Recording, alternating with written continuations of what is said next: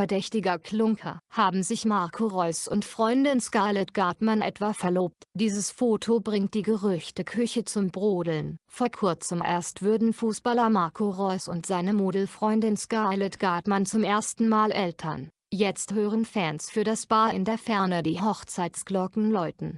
Auf ihrem Instagram-Account postete Scarlett Gartmann einen kleinen Einblick in ihren Alltag als frisch gebackene Mama. Mit einem glücklichen Lächeln blickt das Model auf ihr Töchterchen, das in einem Tragetuch auf der Brust seiner Mutter schläft.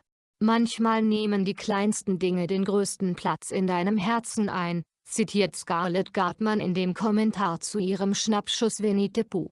Die Aufmerksamkeit der Follower richtet sich dabei jedoch auf ein anderes Detail auf dem Bild. So funkelt am Ringfinger der Blondine ein verdächtiges Schmuckstück.